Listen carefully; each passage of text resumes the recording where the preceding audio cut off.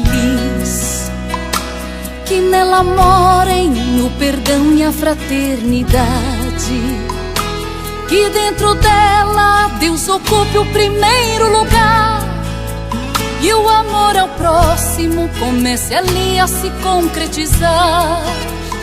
Que a nossa família seja uma família de amor, que a nossa casa seja a morada do Salvador, que tenha alicerce de rocha e como telhado a mão do Senhor, que tenha alicerce de rocha e como telhado a mão do Senhor.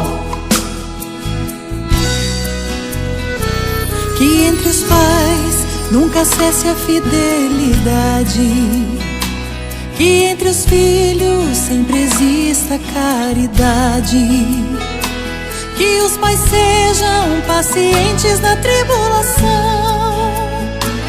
e entre os filhos dure para sempre a união. Que a nossa família seja uma família de amor, que a nossa casa seja a morada do Salvador, que tenha alicerce de rocha e como telhado a mão do Senhor, que tenha alicerce de rocha e como telhado a mão do Senhor. Que os filhos compreendam a vida. Então, primeiro eu queria, em nome de toda a diretoria da União Espírita Jundiaiense, agradecer a presença de cada um de vocês, né? É importante quando a gente faz esse momento de aprendizado, de reflexão, todos nós juntos, esse reencontro, né? Isso faz bem para o nosso espírito, para a nossa alma, para a nossa convivência. E mais uma vez queria agradecer o Roosevelt Tiago, por mais uma vez estar na nossa casa, acho que é a terceira ou quarta vez? Acho que é a quarta. É a quarta vez já que ele vem nessa casa. Então, quando ele vem para a região, é aqui. Okay? Pode até ir em outros lugares, mas ele vem aqui. Okay? Até abro mão para ele ir em outros lugares. Não é assim? Na verdade, foi o Ari, o Soares sobrinho, lá do Joana de Ângeles, que entrou em contato comigo. Eu falei, não, tranquilo. Eu falei, vamos fazer aqui o assunto, a importância da família na evolução do espírito. Então, são dois temas de extrema importância para o nosso dia a dia, para a nossa vida prática, ok? Então, mais uma vez queria agradecer e vou convidar todos vocês nesse momento a fazer uma prece, cerrar levemente os nossos olhos e num sentimento de gratidão por mais essa oportunidade, por mais essa alegria de estarmos entre irmãos, entre amigos, agradecendo a espiritualidade, a Deus, nosso Pai, a Jesus, nosso Mestre, nosso companheiro, a Allan Kardec, o nosso codificador, e a todos os espíritos que de alguma forma contribuíram, que continuam contribuindo pela implantação do bem no planeta Terra, pela implantação do bem nos nossos corações. É um momento que agradecemos e sentimos a presença dessa espiritualidade, dos nossos anjos da guarda, dos espíritos familiares, a todas as entidades também, das mais diferentes denominações religiosas. A nossa gratidão pelo carinho, pelo acolhimento, pelo respeito e pela oportunidade de aprendizado. Esse aprendizado que amplia os nossos horizontes, que dissipa a nossa ignorância, que nos coloca todos na condição de irmãos, envolvidos pelo mesmo amor de Deus. Que nesse momento possamos olhar um para cada um, com carinho, com respeito, com gratidão, porque cada ser humano que passa pela nossa vida, que está na nossa vida, é um aprendizado, é uma oportunidade de crescimento. E nessa palestra, com certeza, sairemos daqui mais aliviados, com mais informações para reflexão, para a compreensão de um melhor entendimento de Deus, mas principalmente em relação a nós mesmos. Nosso muito obrigado ao palestrante, à sua esposa e à casa. Está sempre à disposição de vocês. Que assim seja. Boa noite aos amigos, aos irmãos. Que Jesus nos permita hoje, mais uma vez, experimentarmos a sua paz. Iniciamos agradecendo aos companheiros desta casa pela oportunidade do encontro. É sabido de todas as pessoas de que a construção de um mundo melhor depende do empenho e da dedicação de todos nós. Contudo, todo esse empenho de nada valerá sem o concurso daquilo que propõe Jesus. Desta forma, nos reunirmos para refletir acerca da vida maior, do Evangelho e da sua aplicabilidade na nossa vida é algo fundamental. Portanto, encontros desta natureza são sempre oportunidades de agregar valor e importância à nossa vida. Assim, fica a nossa manifestação de gratidão e respeito a todos os trabalhadores, dirigentes e aqueles que comungam da condução desta casa. Agradecemos aos espíritos amigos que nos sustentam e desempenham uma função fundamental na nossa tarefa: fazer com que as nossas limitações não comprometam a mensagem da qual somos portadores. Aos amigos todos que aqui estão, porque todas as vezes que chegamos nesta casa somos recebidos de maneira muito especial. E a gentileza deve sempre grafar, marcar a conduta dos espíritas que já conheceram o Evangelho. E por fim, agradeço a presença da minha companheira pela cumplicidade que se coloca sustentando tudo aquilo que eu realizo. Trabalhemos. Falar acerca da família é um assunto sempre atual, porque todo mundo veio da família e automaticamente constrói uma outra família. É difícil achar alguém que diga: esse assunto não tem nada a ver comigo. Porque as famílias elas vão tendo filhos e os filhos vão formando novas famílias e assim sucessivamente. Então falar da família deveria ser algo na casa espírita constante. É o tipo de tema que nunca alguém poderá dizer: isso aí já teve no passado, não precisa mais. Porque a sociedade se amplia, as pessoas se modificam, as necessidades são outras. Então família é assunto sempre atual. Mesmo aqueles que hoje moram sozinhos, carregam consigo a bagagem daquilo que a família lhes deu. E um momento ou outro começa a interagir com as pessoas, apresentando também, na sua conduta, na sua postura, aquilo que colheram dentro do celeiro familiar. Então falar de família é sempre muito interessante. Até porque ela abarca uma quantidade tão grande de situações que a gente vai falar da família da gente para os outros. Às vezes estabelece uma similitude, mas às vezes não. Às vezes você não aguenta mais a sua família, o que é natural. Aí você encontra alguém e ele começa assim: gente, família. Eu não gosto muito de falar em família, sabe? Na casa espírita. Porque a maioria das peças que eu vejo é assim: família é um ninho de pessoas afins. Família é um grupo de pessoas que se amam, e eles vão falando, e eu falo: só comigo que não, né? E eles vão falando. Chega uma hora que você fala: gente, não estou entendendo de que família que você está falando, né? E é uma coisa muito natural, porque assim como os indivíduos, as famílias também oscilam. Afinal de contas, nós estamos num mundo de provas e de expiações. Desta forma, são famílias de provas e expiações. Então é absolutamente natural de que as provas estejam nos indivíduos, mas também na coletividade. Então falar sobre família, estudar família é sempre absolutamente importante. Porque até mesmo aqueles que decidem morar sozinho, na maioria das vezes fingem que moram sozinhos, percebeu ou não? Principalmente os mais jovens, né? Ele tem aqueles ataques de rebeldia sem causa. Aí fala: vou morar sozinho, não aguento mais ninguém. Aí ele vai morar sozinho, né? Aí depois que ele está morando sozinho, sempre que o carro quebra ele chama o pai. Quando a roupa suja ele chama a mãe e acha que mora sozinho, né? Então ele cria uma imagem de como se ele estivesse sozinho e não percebe que agora que ele está longe, não sozinho, ele dá muito mais trabalho para todo mundo. Que era mais fácil ele ficasse dentro de casa, ninguém precisava sair para socorrer ele. Então é tudo ilusório.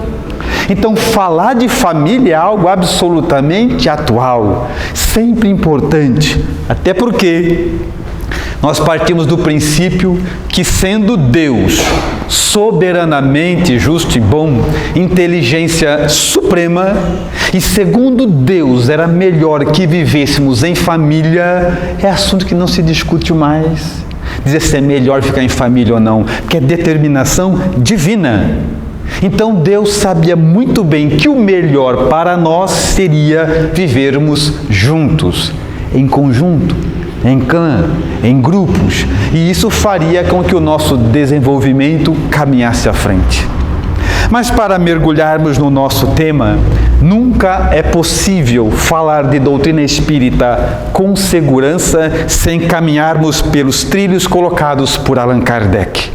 Então, em O Livro dos Espíritos, 775 é a questão, Allan Kardec ele estabelece uma pergunta muito interessante aos espíritos e faz com que essa pergunta seja a base das nossas reflexões de hoje. Ele diz assim: qual seria para a sociedade o resultado do afrouxamento dos laços de família? A pergunta é pertinente. Mas, como tudo que vem de uma mente brilhante, como a de Allan Kardec, deve ser visto, pensada em partes, para darmos a cada parte da questão o seu valor absolutamente real. Sabermos quais eram as intenções do codificador, os planos dele com aquela pergunta. Então, observe os amigos que a questão é a seguinte. Ele faz uma pergunta: qual seria o resultado?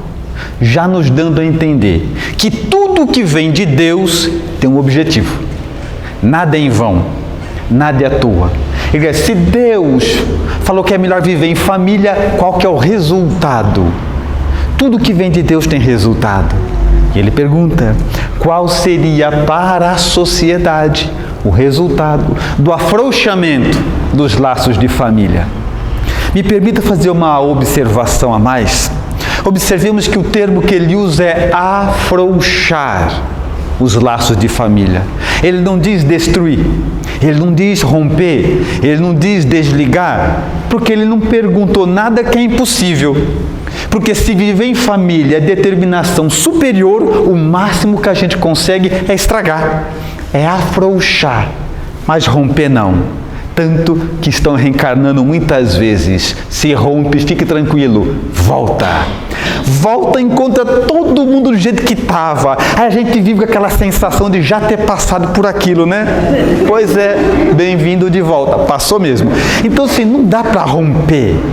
O máximo que a gente consegue é afrouxar. Estender o que poderia ser resolvido numa única vida, estende para 10 vidas. Aí tudo bem, mas nunca conseguimos romper o que é determinação superior. Mas ainda, uma outra expressão que ele usa na mesma parábola, na mesma questão, no mesmo item, que também eu gostaria de chamar a atenção dos amigos, é o seguinte. Ele pergunta assim, qual seria para a sociedade? Eu gosto muito dessa expressão, embora eu tenha algumas restrições com ela, porque eu vou perguntar assim para vocês. Espíritas, quem é a sociedade? Isso foi uma pergunta, né? Um de cada vez. O que é a sociedade? Quem é a sociedade? Muito bem, a pergunta está certa, mas não é o que eu queria. Eu queria que você respondesse eu. Tá? Então eu vou perguntar de novo, vocês fingem que é a primeira vez. Espírita, quem é a sociedade? Eu. Exatamente. Por que eu estou fazendo essa observação? Porque tudo que é da sociedade, sabe de quem é? De ninguém. A gente não fala assim, olha como a sociedade está, como a gente fosse a parte. Olha como essa humanidade está. É como se a gente não fizesse parte dela. Como se fosse dos outros. Olha como. Então, a mesma coisa acontece. O que seria para a sociedade? Automaticamente a gente pensa, não é comigo, é para a sociedade. Então, nós vamos refletir de outro jeito, sem a menor intenção de corrigir Allan Kardec. É só uma questão didática. Nós vamos fazer a questão dessa seguinte forma. Qual seria, para mim, o resultado do afrouxamento dos laços de família? Porque é assim que você deve pensar. Porque nós perdemos muito em doutrina espírita, sabe como, espírita? A gente vem estudar. Allan Kardec perguntou para todo mundo, para a sociedade, para a humanidade, é uma obra para o planeta Terra. A gente estuda anos sem se sentir incluído. A gente ouve palestra e fala assim, rapaz, minha cunhada precisava estar aqui. Falou tudo para ela, né? E a gente começa então a encaixar todo mundo e ficamos anos estudando sem que a gente preste atenção de que tudo foi dito para você. Porque eu não tenho dúvidas de que hoje tudo que eu falo é para mim. Então a gente deixa de aprender quando imagina que é para os outros. Então qual é a maior percepção que o espírita deve ter na prática da sua casa espírita? É imaginar que no centro espírita que você frequenta só tem uma cadeira, a sua. E tudo que é dito é para você. Sem essa compreensão, nós conseguimos ouvir e não serve para nós. Vamos encaixando para outras pessoas. Então a pergunta seria o seguinte: qual seria para você o resultado do afrouxamento dos laços de família? O que aconteceria na sua vida, na minha vida, se a gente ficasse longe da nossa família? A pergunta é essa. E tem que ser prática. O que aconteceria? A resposta dos espíritos a Allan Kardec também não deixa espaço. Quando ele pergunta qual seria o resultado, a resposta é a recrudescência do egoísmo. Você ficaria mais egoísta, eu me tornaria mais egoísta se eu vivesse isolado da minha família. Conclusão: grande parte do meu e do seu desenvolvimento nós devemos à nossa família. Por essa razão que problemas na família são naturais. Quem que gosta de quem corrige? Se o criança gostar de professor bravo, eles gostam do bonzinho. Do bravo ninguém gosta. E a vida é brava. Ela nos conhece desde sempre. Então nós estamos sempre caminhando e a família nos limita, nos poda. E se alguém tem dúvida, pensa aí, espírita. Quantas vezes você falou assim, dá vontade de largar tudo? Se não fosse meus filhos, eu largava. São limites. Se não fosse o pessoal lá de casa, eu ia sumir, sabe? Ia jogar tudo pro alto. Então a família vai nos limitando, vai nos podando, nos colocando diretrizes mais estreitas para viver. Então nós acabamos renunciando a algumas coisas que nos tiraria do plano que nos trouxe aqui, se não fossem os compromissos com a família, as questões que a envolvem. E muitas vezes a sua vida está toda regulada, toda certinha, mas a vida de alguém da sua família não está e te arrasta do mesmo jeito. Dito isso, é só ver quem tem um doente em casa. A maioria das vezes a casa inteira se comporta como se estivessem doentes e assim sucessivamente. Então, como grande objetivo da vida é o progresso, e progresso de verdade só vai existir quando for para todo mundo. Para todo mundo. Senão Jesus não precisaria se importar conosco, ficaria sozinho. Mas quando nós falamos de um mundo melhor para todo mundo, temos que lembrar que isso envolve todo mundo. Então nós aprendemos a nos importar uns com os outros dentro da família. Para um dia, assunto para outra palestra, muito distante daqui, nos importarmos com a humanidade inteira. Mas o grande exercício é dentro de casa, é conosco, é entre nós, ou não haveria progresso. Porque todo mundo quer viver num mundo feliz. Quer ou não quer, espírita? Sim ou não? Sim.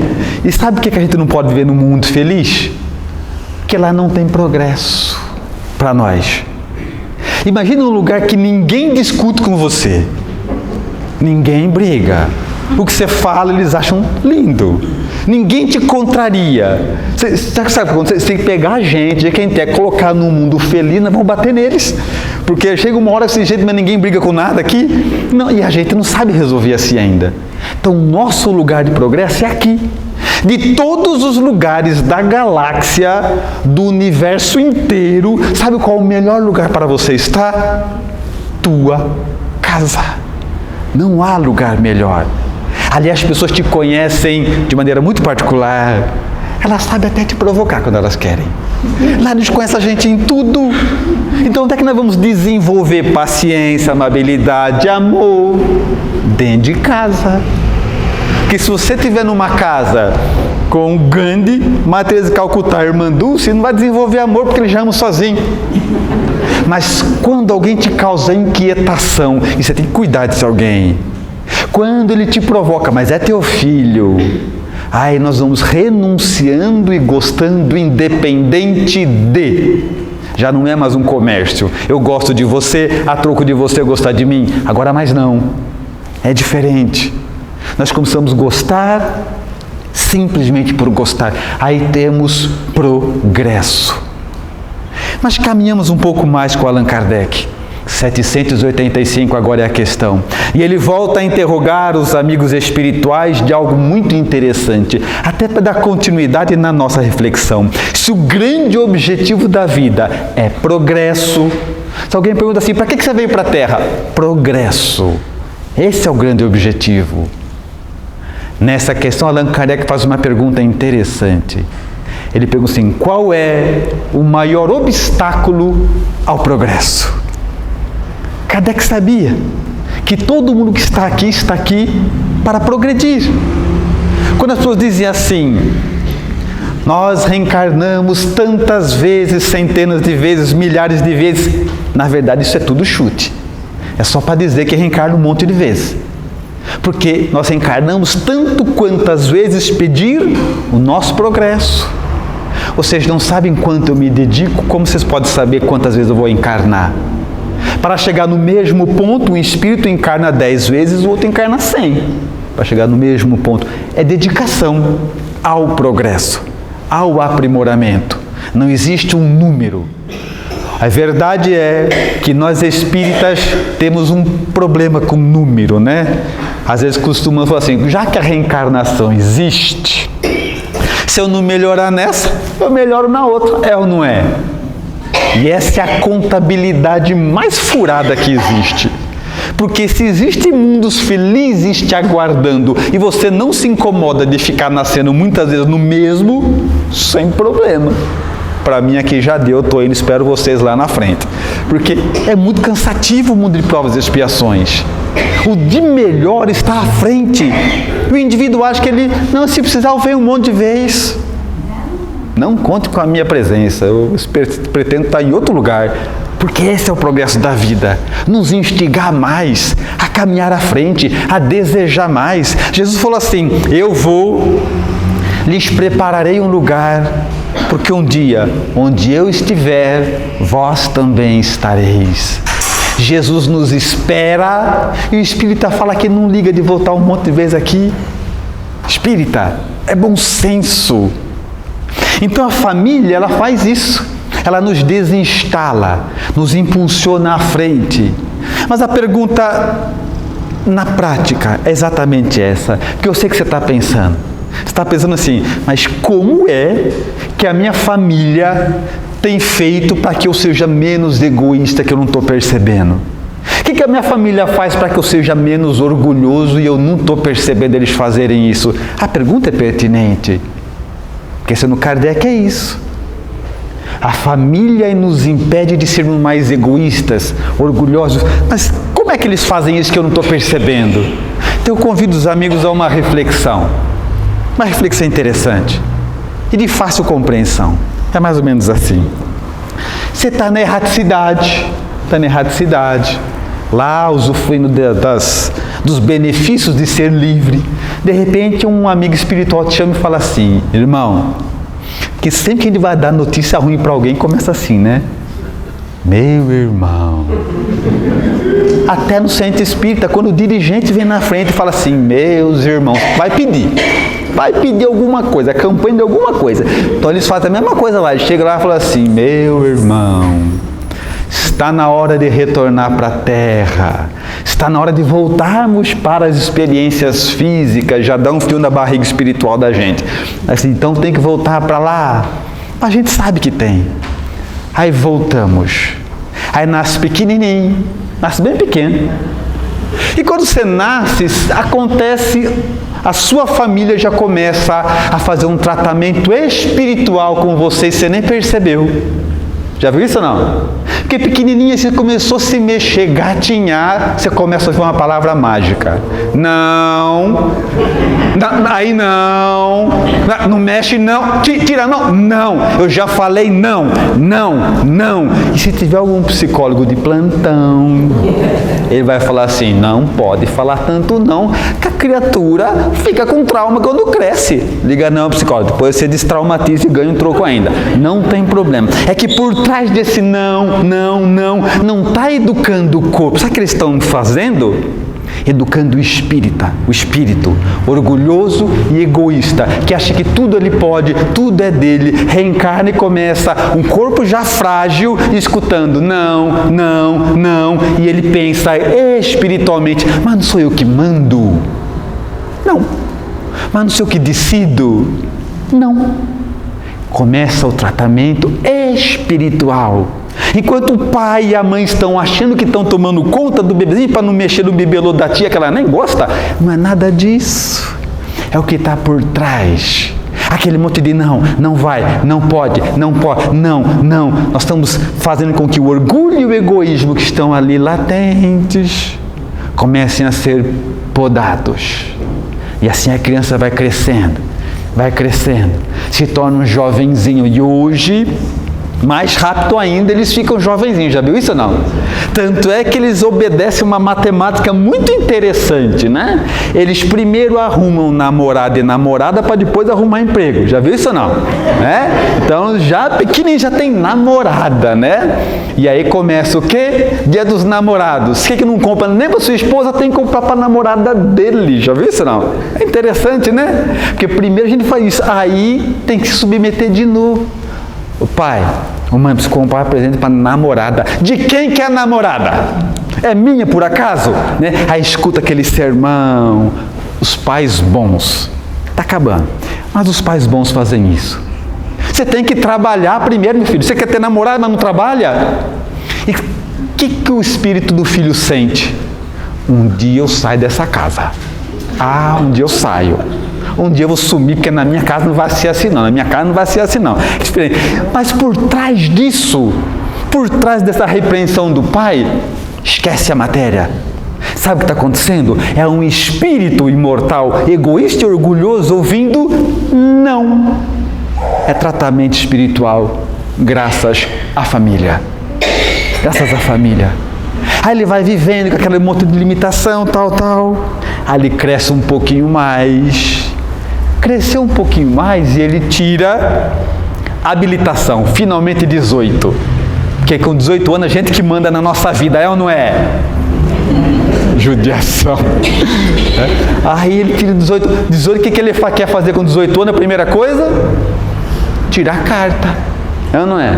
Aí ele vai lá, quer tirar a carta, porque ele vai lá, tira a carta dele. Só que, em mundo de provas e expiações, tem uma coisa interessante que acontece.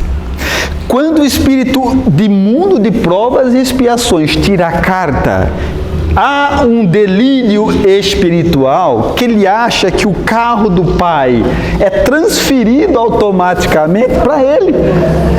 Ele não acha que ele tem carta, ele acha que ele tem carro. Já viu isso ou não? Então ele já tem o carro, né? 18 anos, fez 4 aulas e acha que tem carro. Muito bem.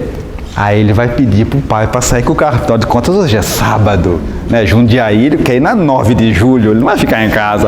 Aí ele vai assim, pai, presta o carro. E o pai, cumprindo suas funções, fala assim, meu filho, você sabe quantas prestações falta pagar desse carro? Você sabe quanto que eu já suei para ter esse carro? Não pense que na sua idade eu tinha carro, não é assim não. E dá aquela lição de moral. E sabe o que acontece com o espírito imortal? Fala, gente, mas não é eu que decido, não é do meu jeito, não é eu que mando. Não. Então ele vai ouvindo não. E quem que é a ferramenta de operação disso tudo? A família, que vai limitando, que vai podando, que nos conhece mais do que os outros, que vai colocando caminhos com algumas dificuldades e a gente louco para sair das dificuldades, porque vai criando aquela ideia, né? Porque um dia eu saio dessa casa e quando eu sair dessa casa, aí acabou. Aí eu que mando em mim. Que daí não tem mais essas coisas. Na minha casa vai ser tudo diferente. É muito legal pensar assim, não é? Né? Porque daí minha casa vai ser completamente diferente. E vai crescendo. E dizem as más línguas do mundo espiritual que quando Deus quer castigar o homem, realiza o seu desejo. Ele quer sair de casa, muito bem. Comece então a namorar. Porque daí namorando, ele encontra a sua outra metade também satisfeita, e os dois assim, minha casa é inferno, não posso fazer nada. A outra fala assim, em casa também, não vejo a hora de sumir de casa, né? Porque a gente sofre muito. Todo mundo acha que o pai é bravo demais, até ter um chefe. Porque em casa é muito difícil, gente do céu, não dá. E começam já a fazer aquela plasma mental de como vai ser a vida doce deles depois que fugirem do calabouço da casa dos pais, né? Muito bem. Processo esse que está ficando cada vez mais tardio. Alguns o pai tem até que empurrar, mas tudo bem, vamos ficar no padrão. Aí está naquele processo e começa então, quase um relógio espiritual. Quando ele começa a sentir a necessidade de encontrar seu parceiro para poder montar a família dele.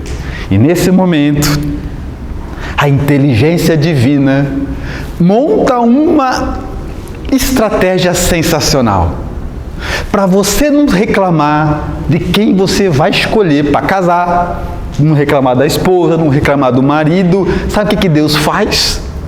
Lava as mãos. Ele põe você no planeta Terra, põe 4 bilhões de criaturas, 4 bilhões, e fala assim para você, escolhe uma. Olha que tem gente, 4 bilhões é gente, hein? Tem jeito do jeito que você pensar. Você escolher o que você quiser. Quando ele faz isso, ele se isenta, não tem nada a ver. Eu te dei 4 bilhões de opção. Você pegou isso porque você quis, né? Fica bem assim. Aí, o jovenzinho começa a escolher. Eu tenho uma mediunidade que mostra que aqui tem gente que escolheu muito, né? Escolheu. Mas a providência divina é sensacional. E a força da atração, que mundos, expiações e provas, ninguém tem o melhor pai. Tem o pai que precisa. Ninguém tem a melhor mãe. Tem a mãe que precisa. Ninguém tem o melhor irmão. Tem o irmão que é necessário. Ninguém tem a melhor profissão. Tem a profissão que nos coloca nas provas certas. Com o casamento ia ser diferente.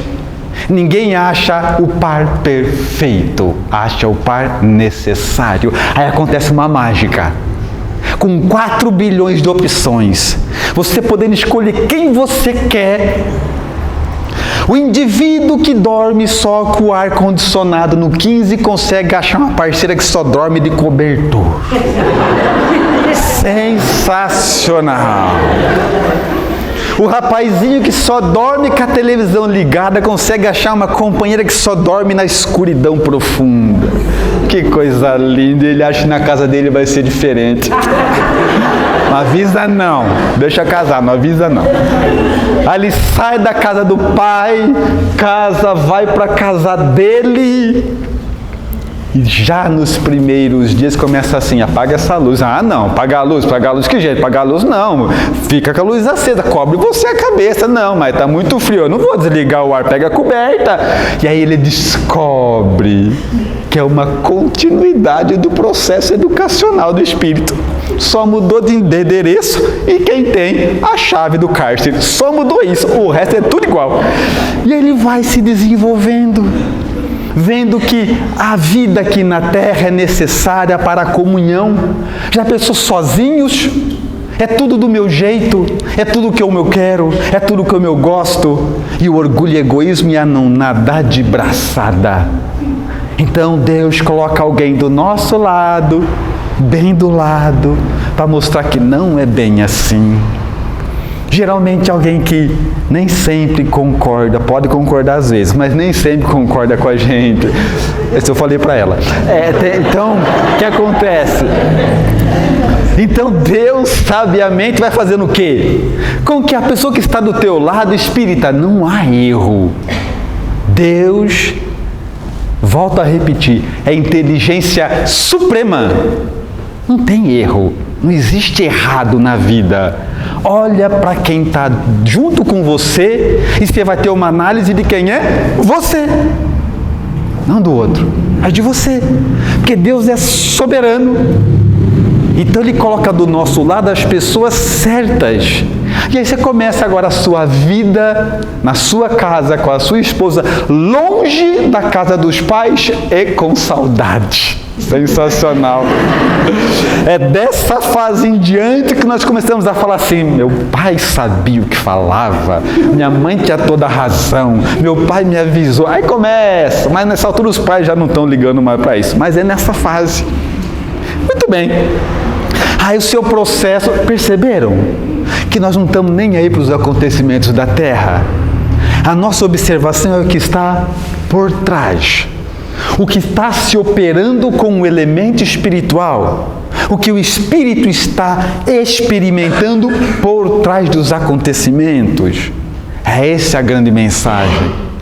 Mas aí, na sua vida agora, da sua casa, começam a nascer os filhos seus agora, e conforme nasce o seu filho, vencer orgulho não é fácil.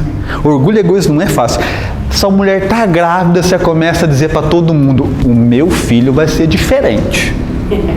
Tá nascendo a princesinha aí, tá nascendo o príncipezinho, e lá em cima eles pensam: não entendeu nada, começar tudo de novo já.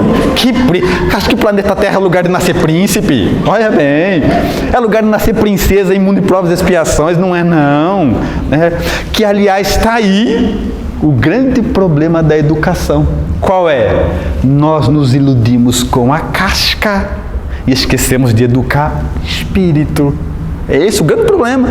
A gente perde tempo na educação, por quê? Quando você olha o seu filho, o seu neto desse tamanhozinho, fala: gente, que coisa linda, né?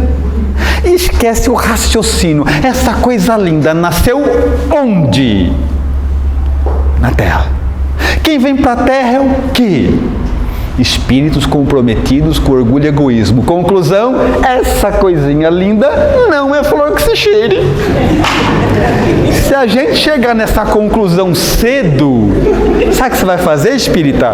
Por amor, vai prestar mais atenção no que os comportamentos daquela criança. E a educação começa antes. A gente perde muito tempo iludidos com a casca. É claro que você ama seu filho, é claro que você ama seu neto, e tem que amar mesmo, sem esquecer que se veio para cá, é bom prestar atenção. São espíritos comprometidos. Então a gente vai se iludindo achando que o nosso, sempre o nosso, é melhor que os outros. É diferente. Já viu isso ou não? Então é essa a grande questão. Aí, nascem seus filhos. Dá mais saudade da casa do pai ainda, né? Que agora o máximo que a gente consegue é almoçar de domingo, quando a mãe não dá uma desculpa e fala que vai sair.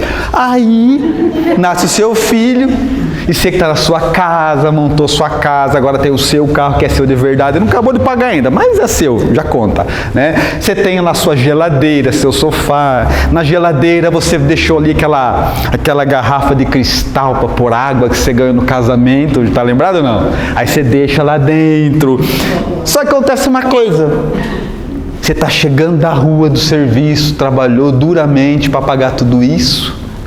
Quando você chega na sua casa, dá aquela sede, você cansado e suado, abre a geladeira, quando você pega a sua garrafa de cristal de água, ela está geladinha e vazia. Você fala: gente, que inferno que é nessa casa, não dá nem para beber água nessa casa, gente, pelo amor de Deus. Lembrou do seu pai, né? Pois é. Que agora, mais uma vez, a vida vai mostrando o quê? É do seu jeito? Não. Agora tem seu filho. Começa o processo, é o processo espiritual que vale, que está por trás de tudo. E tudo aquilo que você via na casa do seu pai como coadjuvante, agora você é o ator principal. Só isso que mudou. Aí, você vai no mercado. Vocês já vão no mercado, sim ou não? Vocês vão? E no mercado é muito bom. Mas o mais legal do mercado é ir no mercado com pouco dinheiro. É muito bom. Eu espero que vocês vão bastante no mercado. Porque, só, eu estou falando das questões espirituais, entenda bem. Você tem que enxergar como espírita, além da casca. O que acontece no espírito. O que acontece? Você vai no mercado com pouco dinheiro. Com pouco dinheiro você tem que fazer o seguinte, comprar só o que é prioridade, sim ou não? Aí nós temos um problema, porque a prioridade para a esposa é shampoo, creme condicionador, sabonete Dove. A prioridade para o marido é linguiça, churrasco e cerveja, porque afinal de contas, né? E a prioridade para o filho é leite da Danone de chocolate. E você tem pouco dinheiro para tudo, não dá. O que você vai trazer? Não é sensacional? Está vendo o tratamento espiritual que a família proporciona? Aí nós começamos a obedecer algumas fases, né? Muito bem. A primeira fase você faz o quê? Vamos supor que é o marido que vai. Pode ser qualquer... Vale para os dois lados, tá? É só vamos supor que é o marido que vai. No começo ele pega o que é prioridade para ele. Então ele pega carvão, carne, linguiça, cerveja e traz para casa. Aí ele vai, arruma toda a churrasqueira, estou arrumadinho ali. Quando está tudo pronto, cheirando, ele fala assim para a esposa: amor, vem comer um pedacinho de carne, amor, vem, tá pronto. E sabe o que ela pensa? Com esse cabelo? Com esse cabelo eu vou sair lá fora. É assim, você acha que eu tenho vontade de comer com esse cabelo que eu tô? Problema. Mas tem no outro dia que aí ela vai e pega o que é prioridade para ela. Então ela compra shampoo, creme condicionador, sabonete Dove. Precisa mudar do Dove, né? Não estão pagando nada para a gente falar deles, né? Compra um sabonete bom, qualquer. Aí você chega em casa, não compra nem carne, nem linguiça, nem carvão. Muito bem. Ela vai tomar banho. Gente, às 4 horas. Porque foi tudo duro comprar isso, então ela toma banho, né? Arruma aquele cabelo bonito, perfuma, condicionador, depois não necessariamente nessa mesma ordem. Depois ela seca, se arrumou toda. Fala, agora eu vou aparecer na sala, meu marido vai ver, tem certeza que ele vai reparar. Ela se arrumou, ó, que ela chega na sala, se planta ali como quem não quer nada, ao acaso, esperando ele falar alguma coisa. Quando ele olha, ele pensa: gente, fazer o que? Não tem uma carne, não tem um churrasco, não tem nada aqui. E ela esperando ele ver o cabelo dela, né? Quando ela fala: não reparou meu cabelo? Ele não fala, mas pensa: gente, era só prender esse cabelo e vamos fazer um churrasco, gente. Problema de novo. E assim vai indo. E assim a gente vai amadurecendo. Até que nós passamos para a segunda fase. Sabe qual é a segunda fase? A segunda fase é o seguinte: a gente vai no mercado com pouco dinheiro, compra o que é prioridade para o outro, não para nós, mas fica ainda assim meio chateado. Avisa? Aí você vem, compra com o outro quis, põe lá a sacola. Aí você: ai, que bom que você comprou isso que você comprei, tá aí, ó. Vai. Comprou, mas tá emburrado. Você não vai guardar? Eu comprei, quer que eu guardo também? Então a gente compramos, que é o do outro, mas não ficamos felizes com a oferta. Mas são patamares espirituais. A gente vai andando. Até que chegamos num ponto que você vai no mercado, com pouco dinheiro, compra o que é prioridade para o outro, para você não, e fica feliz. Já viu isso ou não? Até que chega nesse ponto. Quem que nunca presenciou a mãe, em períodos difíceis, ela faz comida para todo mundo, espera todo mundo comer para ver se sobra. Se não sobrar, ela está contente do mesmo jeito, porque deu para todo mundo comer. É um outro patamar. Me refiro às questões espirituais por trás da família. E a gente vai nos desenvolvendo graças à família. Então é fundamental entender que além das aparências, além do que aparentemente acontece na família, um dia vamos dever muito para aqueles que vivem conosco. Muito. Porque se não fossem eles, certamente nos perderíamos. É o limite. As questões que eles implicam conosco. São as vezes que falaram não quando ninguém mais falaria. Que fez com que nós nos mantivéssemos no caminho adequado ao que devemos aprender. Eu sempre insisto, não é o melhor. mas era o necessário para o nosso desenvolvimento espiritual. Então a família vai tendo um papel dentro da nossa educação espiritual fundamental.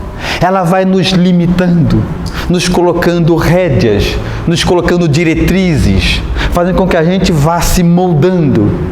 Aí, pela importância que a família tem, é necessário nós adotarmos, isso é prática de comportamento, adotarmos algumas práticas que podem proteger uma instituição tão valiosa.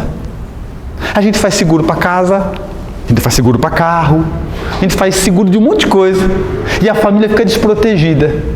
Mas a família também poderia, com pequenos esforços, ela poderia ser poupada de grandes abalos e grandes dores. Por exemplo,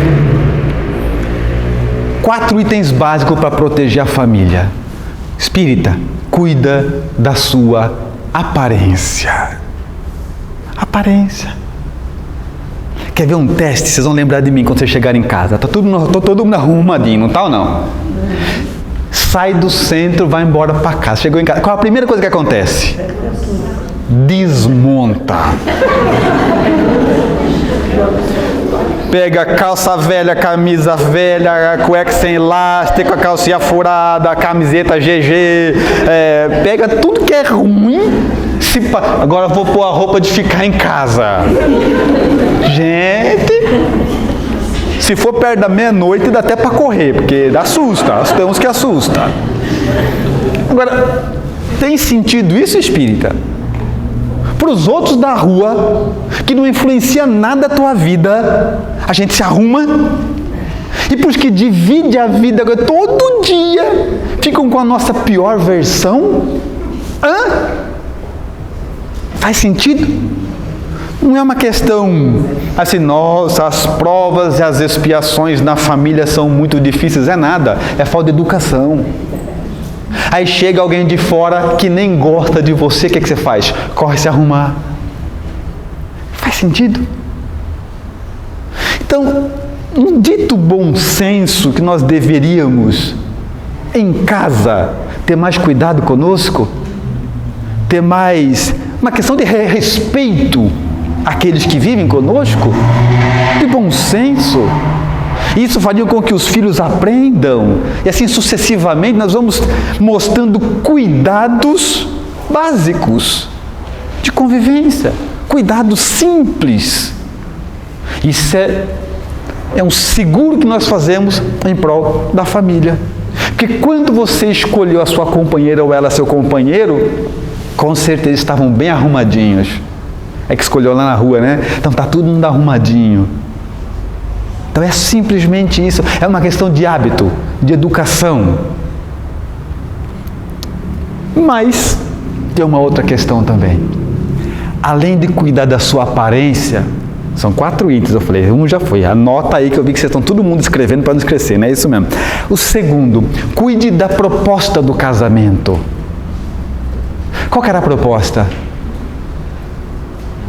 Viver junto. Vou fazer uma pergunta, é só entre nós aqui, tá? Quem é casado, levanta a mão. Ó, coincidentemente, os mais felizes. É impressionante, né? A gente percebe como isso é legal. Agora, deixa eu fazer uma pergunta, agora é sério, pessoal, presta atenção em mim, ó. Dos que levantaram a mão, que são casados, quais estavam, enquanto eu falei, durante a palestra de mãos dadas? Levanta a mão. 1, 2, 3, 4, 5, 6. Bate palmas para eles, por favor. Espírita, sabe o que significa isso? É uma inteligência emocional. É um hábito que deve ser cultivado. Até porque, ó, quer ver uma coisa? Os que estão namorados ou casados e não estavam de mãos dadas, pega na mão agora da companheira, pega para vocês verem. Isso, pega. Perceberam ou não? Não dói. É impressionante, é verdade. Então, espíritos da nossa classificação de mundo, expiações e provas, Quando a gente pega a classificação espírita, nós encontramos o quê? O que nós somos? Espíritos marcados pela influência da matéria sobre o espírito. A nossa luta é essa, fazer com que o espírito se sobreponha à matéria. Mas hoje, nossa situação atual, nós somos marcados como espíritos que sofrem a influência da matéria. Portanto, quando você vai discutir com a sua companheira, com o seu marido, com a sua esposa, seja lá o que for, mas vocês estão de mãos dadas, é a matéria influenciando o espírito. Nós estamos discutindo ponto de vista, mas nós não somos inimigos. Nós estamos discutindo questões importantes para a família, mas estamos fazendo isso de mãos dadas. É hábito adquirido. Então, tudo que nós podemos fazer para proteger a família são coisas simples. Acostumar é hábito. O que é hábito? Segundo Allan Kardec, é o conjunto de hábitos adquiridos, né? A educação, conjunto de hábitos adquiridos. O que quer dizer isso? Caminhar de mão junta é educação. É questão de educação.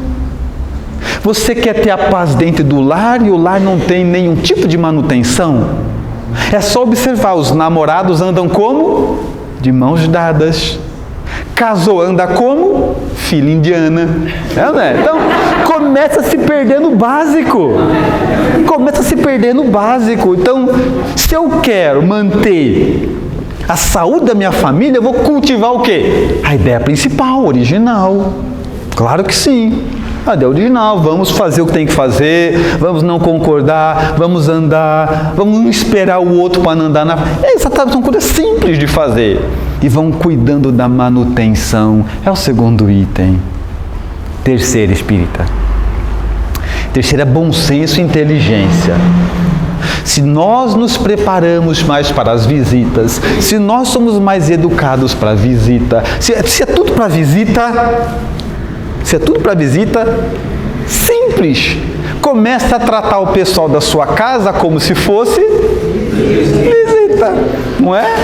Imagina você vai almoçar na sua casa e de repente você fala assim: querida, por obséquio, me passa o sal. Né?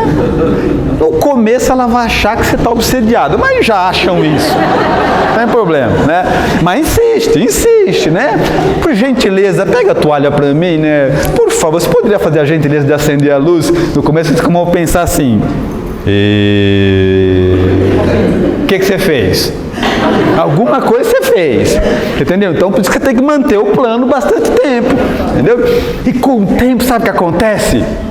Educação, conjunto de hábitos adquiridos. Com o tempo, você vai se tornando isso que você está anunciando para as pessoas. É sempre assim que funciona. É igual, eu me lembro uma vez, faz muitos anos, um rapaz veio falar comigo. Ele veio falar comigo e falou que tem um problema grave.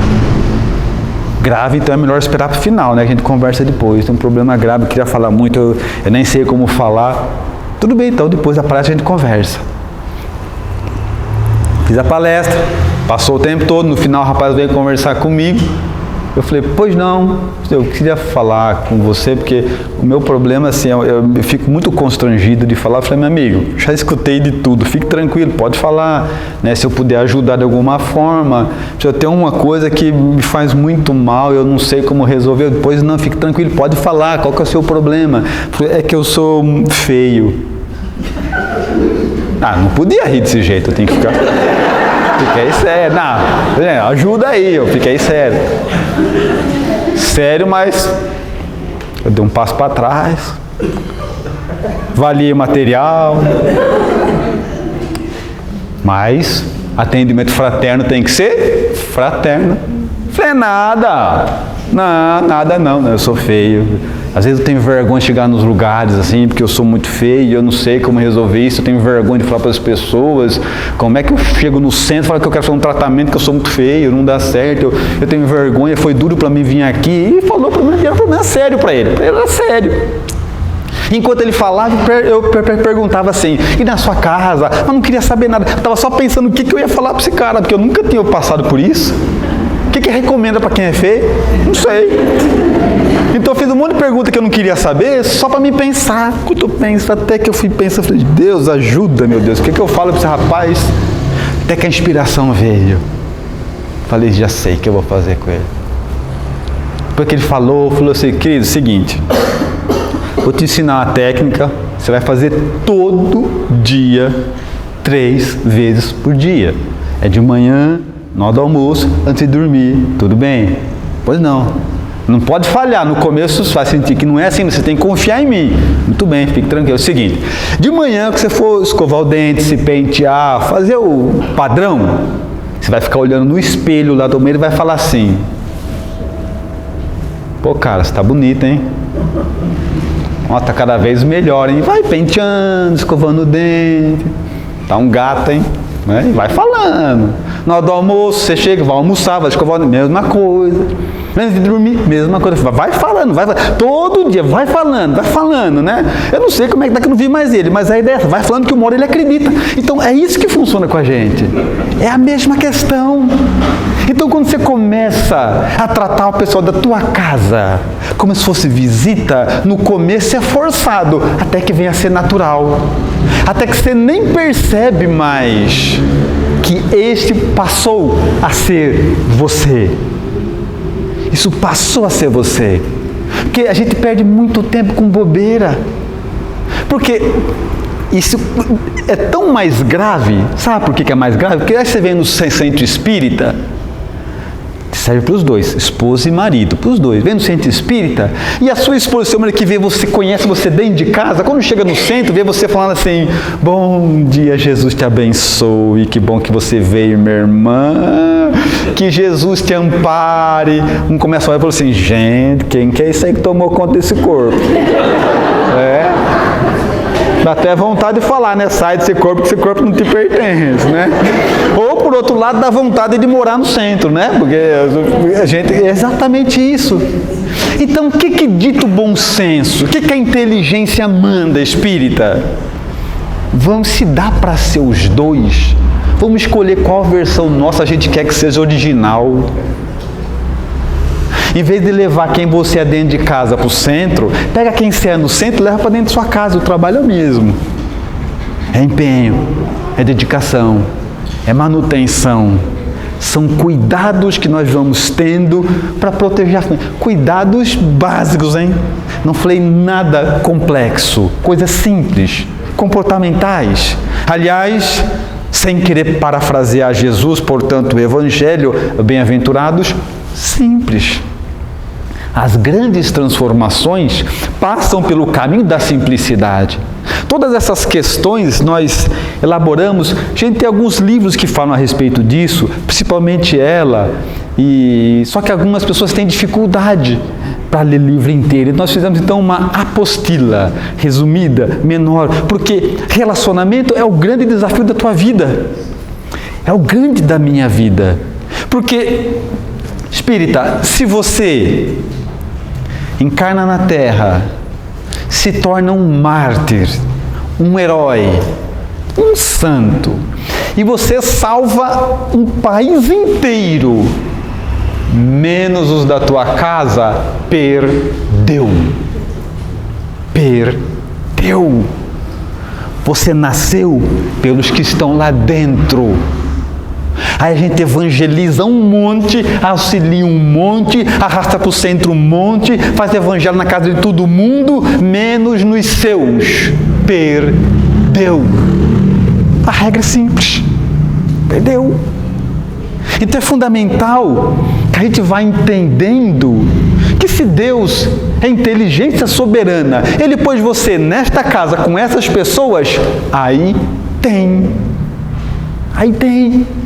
É com eles que você tem que se ajustar, que você tem que estreitar estas, que tem que aprender a ser educado, que tem que aprender... É dentro. Senão a gente vai ficar vivendo de mentirinha, e é o que temos feito. Esse monte de encarnações sucessivas é justamente o que eu disse, é perda de tempo, com coisas superficiais. Esse é o terceiro item. Há um quarto e último, que é fundamental para que a gente consiga preservar a família de problemas que podem ser evitados, de acidentes de percursos, que é o seguinte: espírita, aprenda a lembrar do que deve ser lembrado e aprenda a esquecer o que deve ser esquecido. Porque tem coisas que não vale a pena lembrar e a gente lembra. Tem coisa que é para lembrar e a gente esquece. Tudo isso é falta de educação. Nem cheguei a falar de prova, de expiação, nada disso. Falta de educação. Jesus, por meio do Evangelho mais uma vez, e o Evangelho devemos entender que ele foi escrito por tua causa. Você sabe que foi por causa da tua causa? É uma questão de amadurecimento e de compreensão. Hoje, para mim, não restam dúvidas. Quando eu pego o Evangelho na mão, que eu vou ler, o que eu ouço alguém falando, a primeira coisa que vem na minha cabeça é isso: Jesus pensava em mim. Quando codificou o Evangelho aqui. É sinal de amadurecimento. Você tem que chegar, enquanto for para a sociedade, mais te encaixar. Você tem que saber que o que está ali é para você. É intransferível. Ele pensou em você. Ele sabia que você ia precisar. Temos que chegar nesse grau de amadurecimento. Então, nós aprendemos uma coisa de lá fundamental. Ele diz o seguinte, que o amor cobre uma multidão de pecados. Já viu isso, sim ou não? Percebeu o que Jesus está fazendo? Ele está dando regra de medida, ele está dando uma aula de matemática. Um amor, um só, ele equivale, ele é maior que uma multidão de pecado. Uma coisa boa vale mais que um monte de coisa ruim. Eu vou explicar por quê. Uma coisa boa vale mais que um monte de coisa ruim. Sabe por quê, espírita? Porque quando alguém da tua casa fez uma coisa boa para você, ele queria fazer. Era a decisão dele. Mas 90% das vezes que eles fizeram uma coisa ruim para você, não tinha intenção de fazer mal, era a fraqueza moral deles. Eles não tinham mais para dar.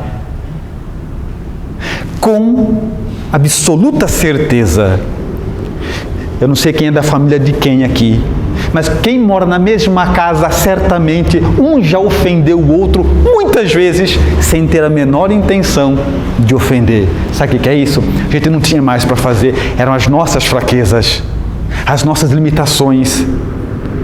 Aí acontece algum fato dentro disso e sabe o que a gente fala? Eu nunca vou esquecer o que você fez para mim. Ah, espírita, faz isso não. Eram as fraquezas dele. Ele não teve a intenção de te fazer mal. É que ele é isso aí. Porque eu já pensei comigo muitas vezes. Vocês acham que eu não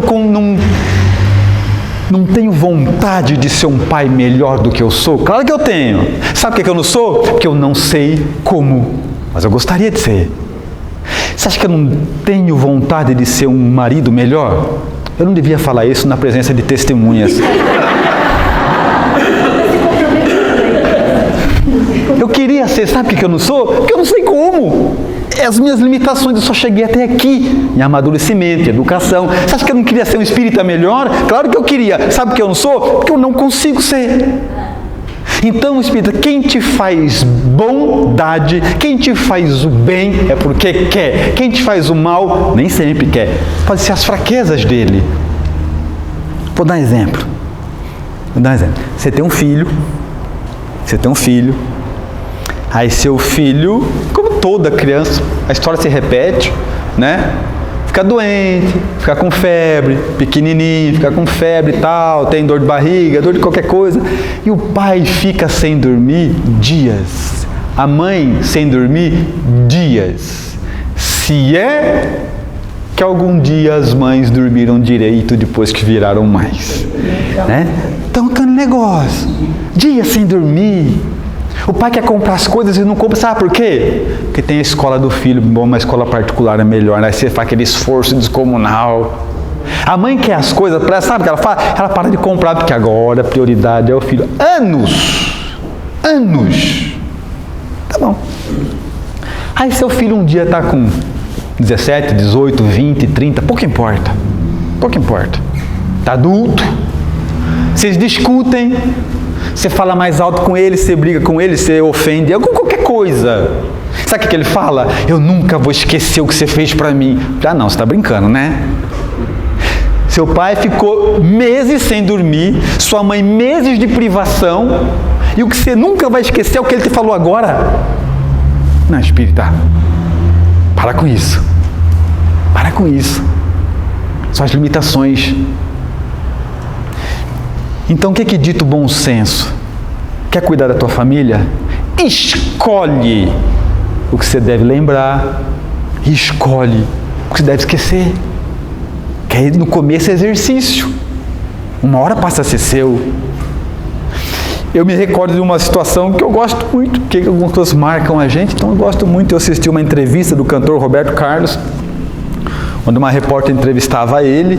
Ela fez uma pergunta interessante. Ela perguntou assim: Roberto, qual foi o pior dia da sua vida? Pergunta boa, né? Qual foi o pior dia da sua vida? Ele estava no sucesso, já o Roberto Carlos de hoje, rei. Ele falou assim: pior,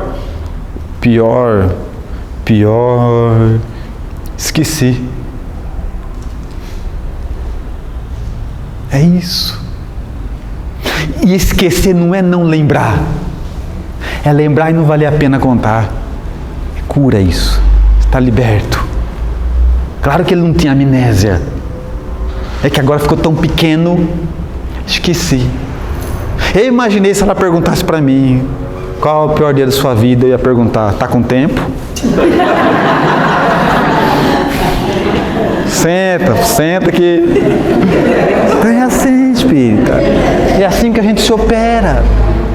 Então o que acontece? Ó, a tua família vão te magoar, vão te ofender, vão trombar com você, vão não concordar. E sabe o que você faz com tudo isso? Esquece. São criaturas de provas e expiações. Em algumas casas, pior ainda, né? São sogras e expiações. Então, você vai vendo que é natural esse atrito. É natural esse atrito. Mas o que nós temos que enxergar é o que está além. Não o que você sofreu aqui, mas o que você se transformou por dentro. O quanto você mudou, o quantos limites. Se não fossem essas regras todas. Então, quando o seu marido, a sua esposa, você lembra aquele dia que eu briguei com você? Não lembro.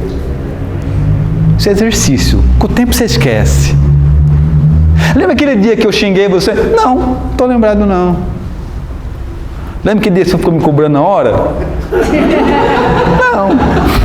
Então é isso que acontece. Porque fazendo tudo isso, Espírito, sabe o que acontece? Um dia eu vou voltar aqui. Pode demorar. E a gente não vai falar mais do amor entre nós, família. Nós vamos para outro patamar. Porque tudo que acontece na tua casa tem um objetivo maior. Sabe qual é? O amor universal. Deus falou assim: divida aquele pessoal em grupinho pequeno. Em toda casa você põe um pouco do que está na humanidade. Em toda casa você põe um legal, no caso sou eu da minha casa. Você põe um chato, não podia perder essa, né? Você põe um irritado, você põe um paciente, separa em grupinho, para eles aprenderem a viver em grupo. Depois que eles aprenderem num grupinho pequeno, aí nós vamos fazer eles experimentarem o amor universal. Nós vamos fazer o planeta inteiro se entender. Mas isso é outra fase. Por enquanto nós estamos nas aulas preliminares, é só dentro de casa. Porque você já imaginou, Espírito, o que é isso? Um dia você sai num sábado, dia de pagamento, no centro de Jundiaí, aquele formigueiro de gente. Imagina aí, Espírita. E todo mundo gostando de todo mundo. Todo mundo gentil com todo mundo ajudando todo mundo. Dá para imaginar? Mas sabe quando nós vamos experimentar isso? Quando conseguirmos nos ajustar dentro de casa. Não dá para trocar de cartilha e resolver aqui. É por essa questão que a doutrina espírita é fundamental na nossa vida mais do que nós imaginamos hoje. É por essa razão que, independente das dores que estejamos experimentando, é fundamental elevarmos o pensamento a Deus, agradecer sempre e dizer: Senhor, inundas-me no esplendor da Tua luz, e contudo cego não te vejo. Falas-me na eloquência do teu verbo, e no entanto surdo não te ouço. Abrasas-me na ardência do teu amor, e no entanto insensível não te sinto. Ó estranha contradição, tu tão perto de mim e eu tão distante de vós. Desvela-me, Senhor, os olhos cegos do orgulho, abre-me os ouvidos surdos da vaidade, sensibiliza meu coração duro de maldade, para que eu possa encontrar a sua divina grandeza na intimidade do meu ser. Pela atenção com que me ouviram, muito obrigado, senhores.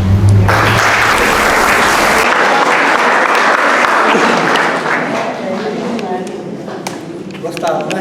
Excelente. Excelente. Muito obrigado, Lúcia, sua esposa. Né? Vocês perceberam o quanto de aprendizado, quanto de alegria, quanto nós aprendemos aqui. Mais uma vez, queria agradecer a presença de cada um de vocês, por essa excelente palestra. Muito obrigado. Eles sabem que toda vez que vier para essa região, aqui é ponto certo. Ok? Então, mais uma vez, uma salva de palmas para ele.